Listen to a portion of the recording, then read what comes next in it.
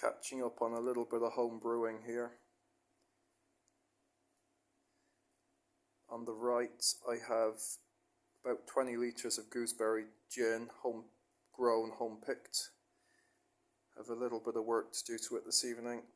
That's been sitting for the last, I think, 2 years fermenting out, so it's going pretty good.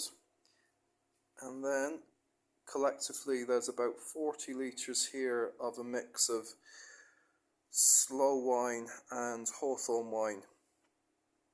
Again, they're a good 2 years old. The slows came from a Garda checkpoint right back deep in one of the COVID lockdowns, and the hawthorn came from the top of the pre-sleep. So I have mixed them together.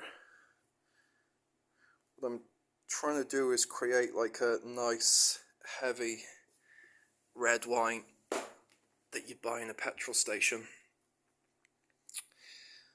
So I'm adding a full container of peppercorns, give it that peppery taste, and a third of a bag of coffee beans.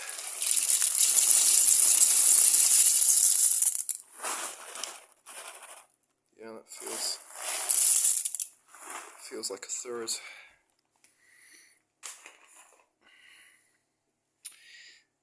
And then I'm going to give it a little bit more yeast. The fermentation has completely stopped, but I wouldn't mind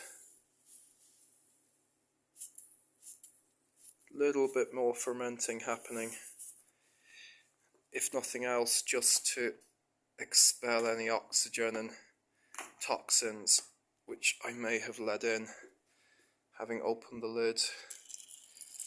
What will happen is, as it ferments, the gases from the fermentation will blast out any oxygen and hopefully any toxins.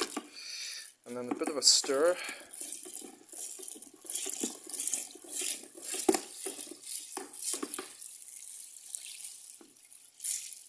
Get things reactivated. This has already been racked off at least once, so there's very little sediment in it. The sloes and the hawthorns are all out in the compost. I think a few got fed to the hens.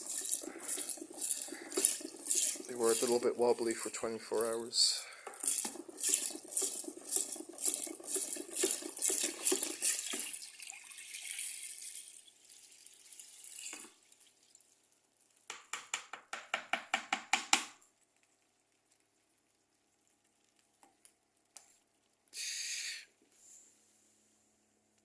And then the lid back on,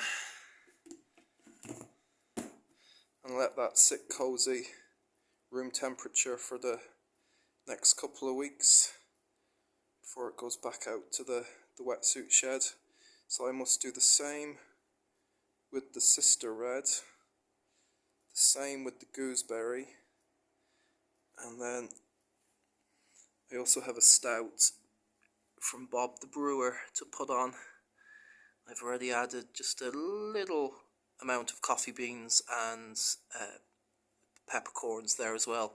I was thinking to have a bottle of stouts with hints of pepper and coffee could be quite nice.